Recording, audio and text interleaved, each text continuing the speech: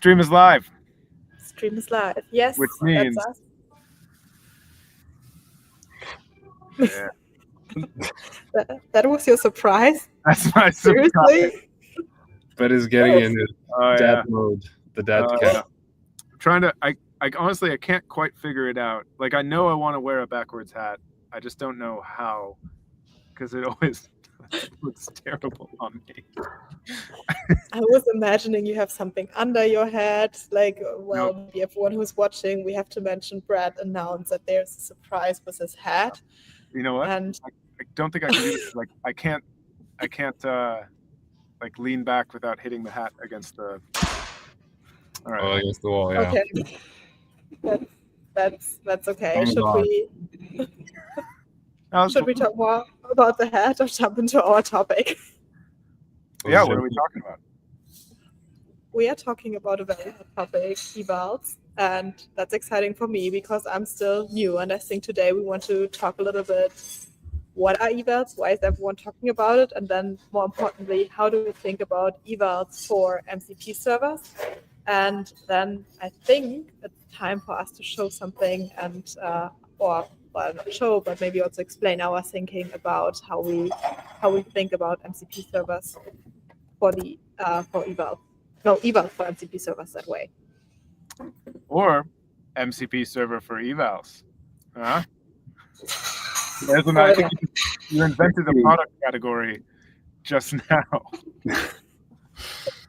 Maybe, yeah. We'll come tomorrow. We see the internet full of that. Okay. Evaluations. Evals short for evaluations. I don't know. Lau. Your name kind of rhymes with evals. Lau evals. Lau and evals. Yeah.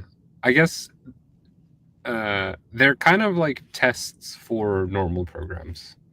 In the same way that with tests, you want to programmatically verify that whatever output you're getting from your normal program is correct.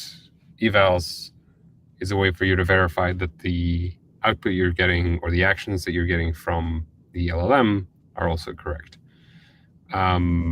So I think the confusion gets in when, well, there's a lot of confusion, but the difficulty gets in is that like evals are a lot more like tests are always binary, pass or fail.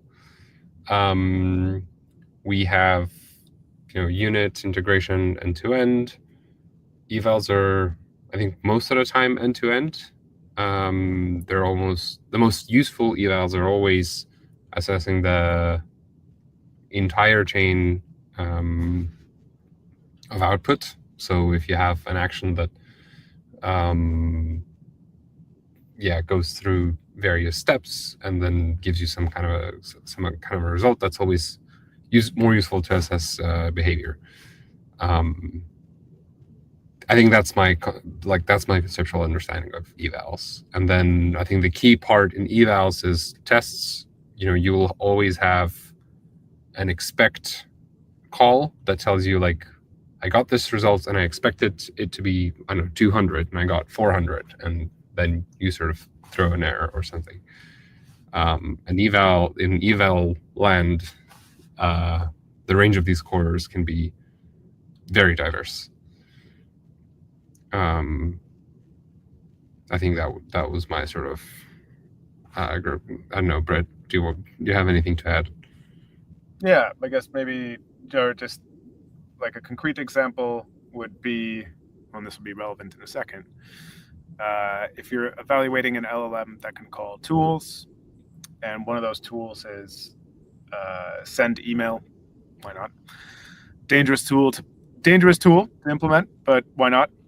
Your evaluation is more, it's like a scenario of like, user asks to send an email, and so you would put in like a conversation history or a prompt, and then you would run an LLM against that, and then see if it invokes the send email tool, given what was said previously. Yeah. And you could also evaluate in a lot of different ways. You could evaluate like, hey, So say that the person says, send an email to Kathy. Then you probably want to evaluate that the LLM doesn't hallucinate like Kathy@example.com, and that the LLM would ask, what's Kathy's email address? This is where it gets, you can drive yourself mad writing them, thinking of every possible failure mode and trying to account for that. And typically you want to cover, Nela. Oh, sorry, but that also means you have to ask the questions right to your business use cases, right? So you have to ask in your eval the right questions. Yeah. I think it's usually like someone who's very close to the product is one of the best people to help write evaluations. And so I think the tricky thing here is that your typical evals assume that you control the LLM or the AI in some way. And we are talking about evals for MCP servers, which are different. And does someone else want to explain why that's a little different than your typical evals? Oh, I have one follow-up question you might both answer or could both answer, because I think there are two ways how you can go around the score that an eval or that you get in an eval. It could be also evaluated by an LLM and also by code, right? That's how you would go about it. And just out of interest, what do you see more happening in practice, or what you've seen more when you looked at evals? What people are using more? It depends on the task. I think evals are starting to get extended into more and more complex tasks where there's a lot of paths to a solution. And so grading that path to a solution for your evaluation usually then requires some sort of intelligence, which means using an LLM as a judge. In the simple case we were talking about of is send email called, that's pretty easy to just be okay, you can look at what the LLM produced and programmatically verify whether or not this tool was called, which is what we'll talk about today. Yeah. So personally, I find non-LLM scores to be more, they're far more strict in terms of how there's a more limited range of stuff you can evaluate. With LLM as a judge score, there's always the risk of you can probably get more range of things evaluated and more complex behaviors, but there's always the risk that of reward hacking, so that the LLM that you're evaluating is just going to output some tokens that will be nonsensical for the domain specific thing, but the evaluating LLM will look at this and it will be outside of the sort of the range, and it will be oh, this is a genius idea, I'm going to give it 100 score, from 0 to 1.0 or let's think you have to evaluate your LLM as a judge, and then it's when does that stop? Then you're in it, and then it's just turtles all the way down. But coming back to the tools to evals are normally for agents where you control the entire loop, and we're talking about evals for tools specifically, I think, and MCP servers. But in our I think domain is mostly evaluations for tools, which is an idea that came from I think people were doing evaluations for tools for a while, but it really concentrated with the Anthropic article that I think we've probably mentioned on the stream from a couple of months back. Every stream since it came out. Yeah. And it talks about writing good tools and then evaluating the tools. And so, what does the evaluation for tools mean? It can take different flavors. The one that we'll see is, was the tool invoked, which is that is often the most common problem that I run into with using MCP servers. You connect it to your tool, and then you tell Claude to get the thing that, and your prompt sort of indirectly infers to the use of that tool, and the LLM just proceeds to use something else other than that tool. So that's kind of the first part of the journey in this, and then there's more complicated things passing in the correct parameters so that it's Katie that is obvious from the context from earlier, or that needs to be asked, or in a multi-step scenario that different tools are chained together correctly. So there's a lot of like that if you're writing an MCP server, you are responsible for making sure that your tools are useful and obvious for the LLM for using it. So that's why it makes sense to write evals for MCP servers. Yeah, I just did shared my screen, pulled up the article, and the word eval shows up 34 times in the article, 36 times in the article. Some form of eval or evaluate 34 times. And yeah, they basically, what Lau said, they frame it as the way to verify the quality of your tool, and then also be able to change it with confidence, which is very similar to a test. Yeah. I think it's also the idea in the article, right, that you spin up an agent actually to test it out, right? So you have an agent that went against your tools to really verify how the interaction is. Yeah. So what are we planning regarding that? Well, okay, so I would say a couple of notes on this. I'm fairly certain. I think the best version of this actually runs your server in like an MCP client like Cloud Code or Cursor. That's what I would love to build, but that is harder to build, so it's going to take a moment to get there. The reason that I say that this is important is because I filed an issue with a server earlier this week, and we know the team, and we know that they usually test in Warp and Claude Code. I don't think anyone on their product team uses Cursor. And then the first time that I tried using it in Cursor, it didn't work. And it was kind of a strange bug that's like very specific to how Cursor was handling their server. Their server is great, by the way. It's very well written, but there was like a subtle issue with how they were returning data, such that Cursor thought it was returning no data, even though it was returning data. And so that's the kind of bug you can't catch unless you actually like are running your tools in the real environment. So that's the caveat.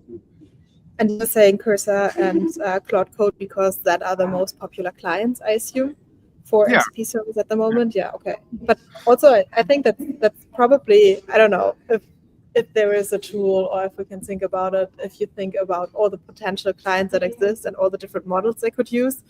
That's true. Yeah, I mean, like it depends. So this is also a product thing of like, this is a developer tool.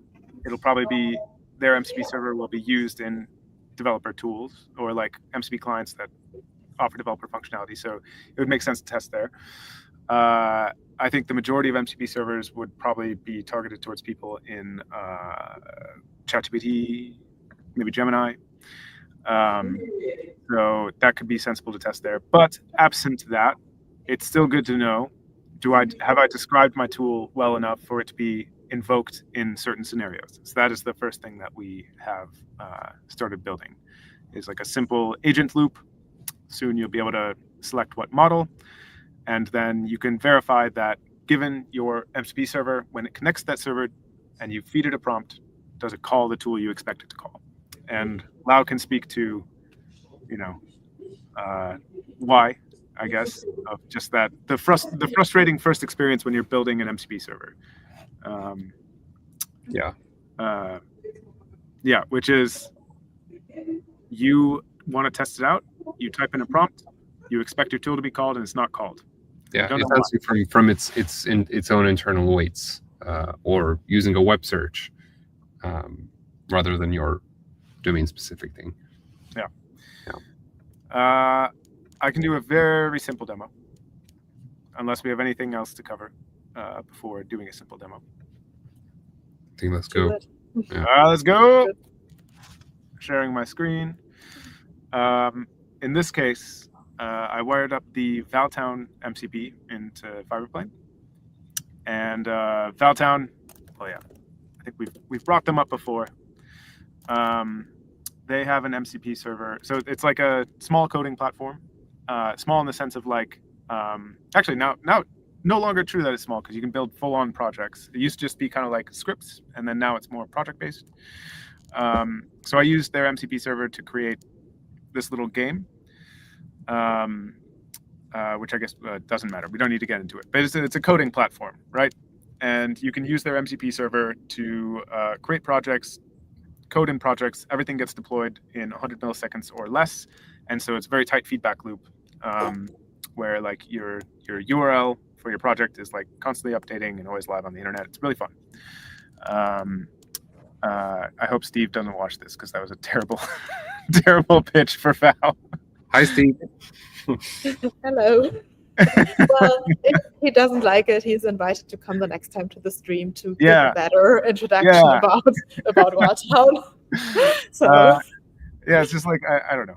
Okay, so the point being, they have an MCP server. I built a thing with it, and their MCP server has a bunch of tools. And then I wrote just for the sole purpose of demoing what an eval would look like for an MCP server. I wrote an eval for their list vals tool. And so list vals, the description is it lists all vals projects for the authenticated user, includes the name and everything, et cetera, et cetera. When I beta tested this, I think I did. Oh yeah, we won't get into it. But I did find like some issues with listing vals and then using that information in another step. All right, so the scenario is simple. It has a prompt, which is what are the names of my recent vals. We expect the list vals tool to be called, and that's that. And when we run it, I already ran it in the background. I could run another one just for the funds, but we can, while that's running, can inspect. This run right here had the recent vals scenario, and it passed because in this conversation, it said, the LLM responded, oh, I'll fetch your recent vals to see their names. It called the list vals tool. But then under the hood, our eval runner is mocking the responses to tools. This will be configurable. So what it actually received was mock response for list vals. And so the LLM then said, oh, I can see your vals, but I'm getting a mock response. And then it apologizes that it can't actually see the vals, but that's expected. And all we really needed here was to look at what tools were called in the conversation and whether or not list vals was called. And if it was called, then it's a pass. So that test passed. The LLM called the tool we expected to when we asked, what are the names of my recent vals? So that's a little preview. Things get more complex when you start evaluating chains. So if I said like, find my most recent val, and then like translate it into Norwegian, like translate the interface into Norwegian, then you would have kind of expected tools of, okay, list vals. Then you would probably want to verify that the most recent one was picked from that, and then that a tool call for, I think it's update val or even list files would be called that updates all the files into Norwegian. That'd be a little trickier to score. What do you score? You score the Norwegian part. You score that the val was updated. There's a lot of criteria to figure out. So, yeah, done. Cool. That was a good insight, I feel. What's on the table, or what's on the roadmap for this? What are we? A lot of stuff. One thing is the idea of like, how do you? Okay, so obviously what we showed is just a very simple. I expect this tool to be called. Was this tool called?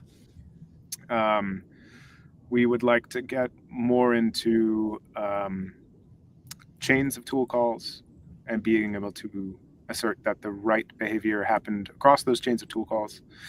And to do that, we have to introduce the idea of a scorer, something that scores the actions that were taken. And that will likely be a couple of prefabricated ones, but then what it really is just a chunk of code that you can write yourself that takes in the transcript of what happened and then looks at it and returns a score between 0 and 1. And then that information is propagated back to the UI. And I don't know, I could talk about other crazy stuff, like theoretically, if you have a bunch of these and you're running evals against your server with some sort of agent that you selected, you could end up at the end of the day with a data set to fine tune an agent on, and that agent knows how to use your server really well. And then maybe your product people want to use this is where this is all crazy science and there's no guarantee we would do this. But maybe your product people would want to expose an agent instead of an MCP server to get more insight on how people are expressing their intent to use a server. Because that is a blind spot for anyone who only ships an MCP server and not an agent, is you only see the tool calls that come in. And unless you have really good capture points for like user interviews or Discord or something, you're a little bit blind to what is someone trying to achieve with our thing. And then being able to connect that to how it's failing or not serving that is a lot more powerful for product teams. So yeah, that was ranty, but that's what I'm excited about. Yeah, I think it makes sense to explore more. Are you going to turn the head around again now that the stream is over, or are you like, yeah? Is that the now it's tight? Okay, good.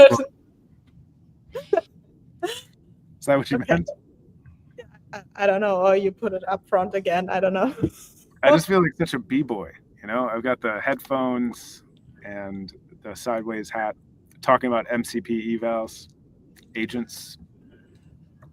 It's pretty cool. It's pretty cool. Well, I think that's it for today, unless someone wants to add something, or say something more. No. Let's wrap it No. up. You got anything crazy? You wanna give your crazy take of where we could? I have some crazy ideas I want to take the evals as well, but we can get into that in the next episode. Whoa, cliffhanger! Stay tuned.